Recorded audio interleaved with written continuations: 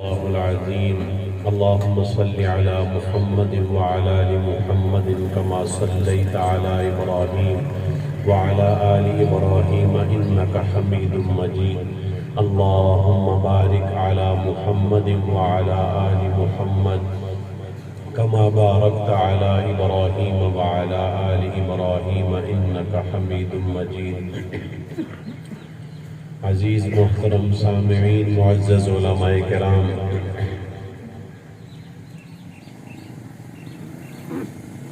ماہ ربیع الاول کا انتہائی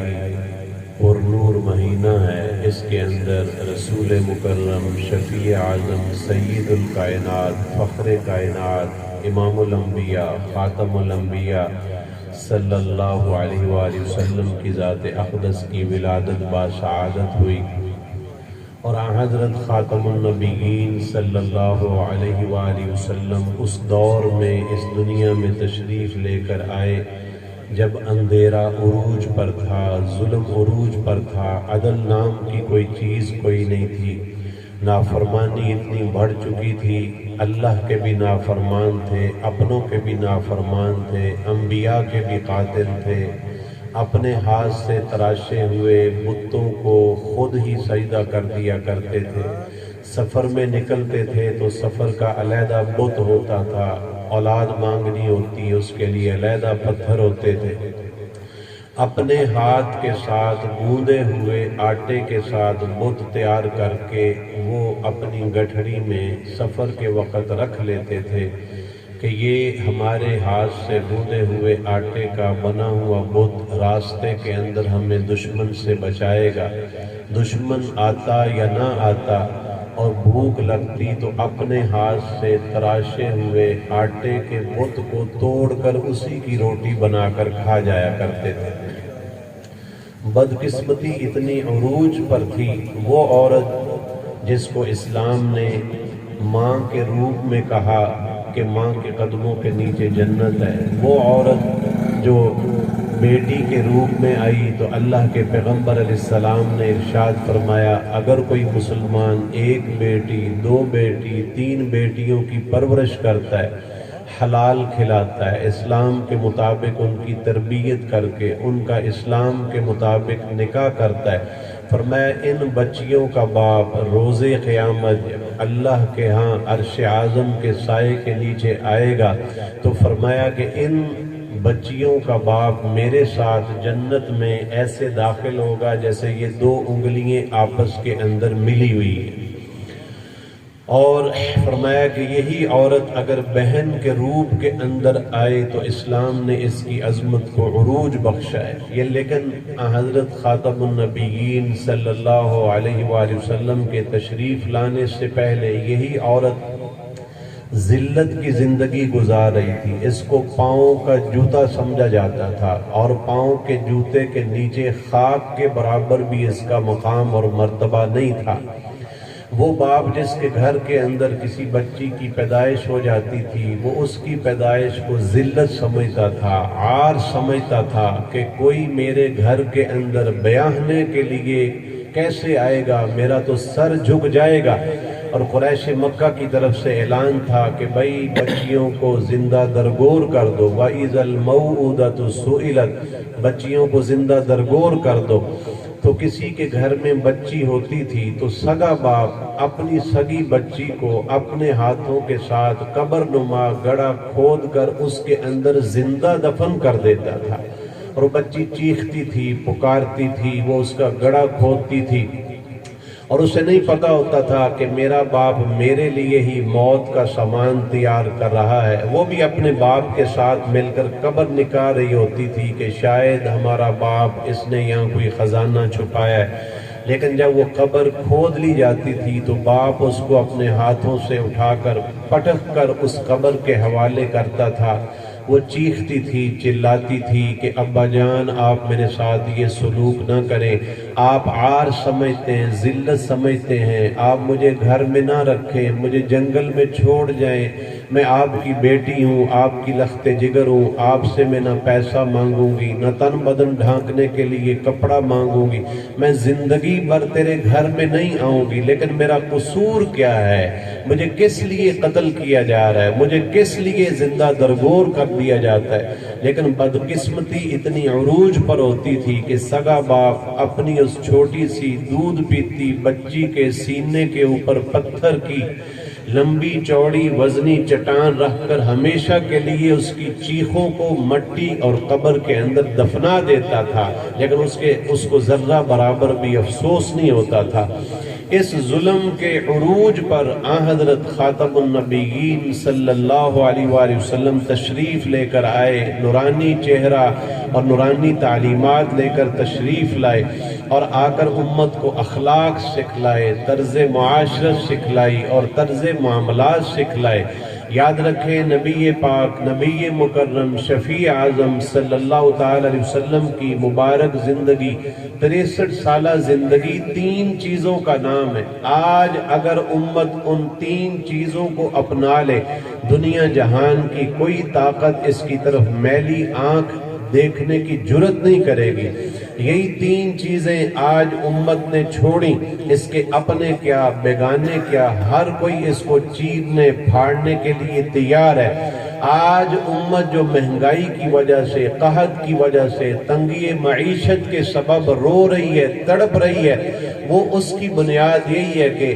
حضرت خاتم النبیین صلی اللہ علیہ وسلم کے اخلاق کو چھوڑا، طرز معاشرت کو چھوڑا اور طرز معاملات کو چھوڑا، تو امت گمراہی کے گھڑوں کے اندر گری پڑی ہے اور اس کو راستہ کوئی نہیں مل رہا۔ یاد رکھیں وہ 3 چیزیں کون سی ہیں؟ حدیث پاک سنیے گا۔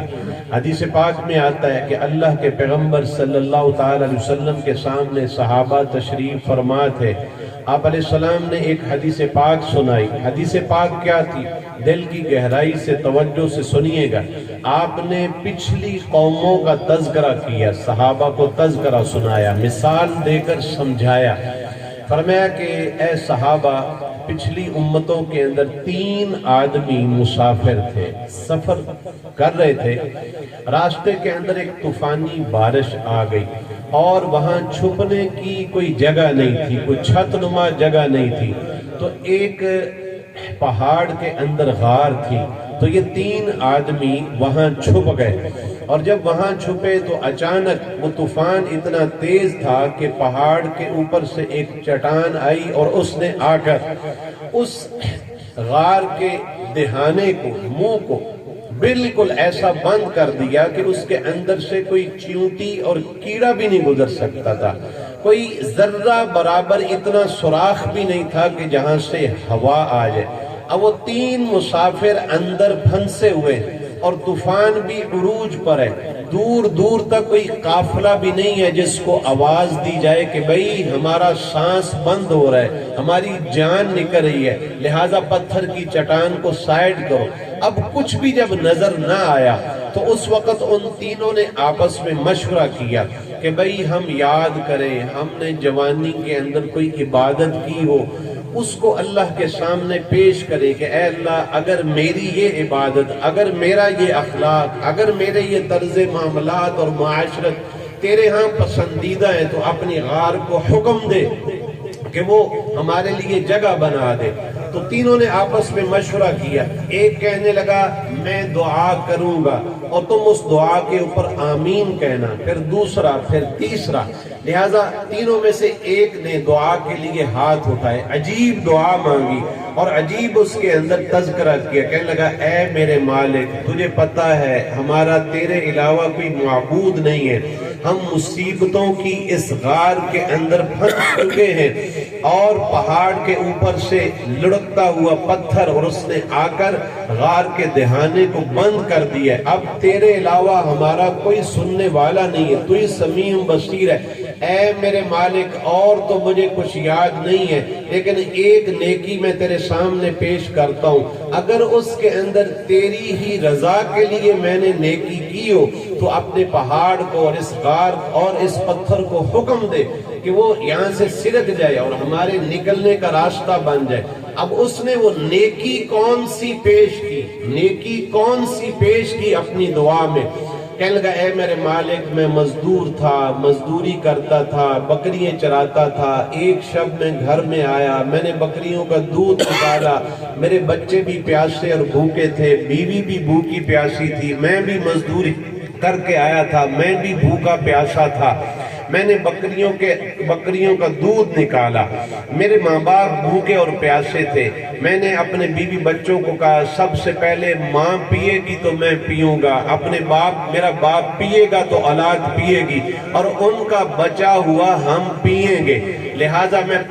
وہ دودھ کا پیالہ لے کر ماں باپ کی اس کوٹھڑی کے اندر گیا۔ ماں بھی آرام کر رہی تھی، باپ بھی آرام کر رہا تھا، لیکن جیسے ہی میں ان کے پاس گیا تو ماں باپ تھکے ہوئے تھے، ان کو پیاس بھوک تو لگی تھی، لیکن میرے انتظار میں وہ تھک کر سو گئے۔ اب میں نے نہ خود پیا، نہ بیوی کو دیا، نہ بچوں کو دیا، کہ جب تک یہ دونوں ہستیاں کچھ کھائیں پیئیں گی نہیں، میں نہیں کھاؤں گا، نہ میرے بچے کھائیں گے، یہاں تک کہ 2 گھنٹے 3 گھنٹے، یہاں تک کہ فجر ہو گئی اور میں ماں باپ کے سرہانے دودھ کا پیالہ لے کر کھڑا رہا۔ عین فجر کے وقت 6-7 گھنٹوں کے بعد ماں باپ کی آنکھ کھلی، میں نے دودھ کا پیالہ پیش کر دیا،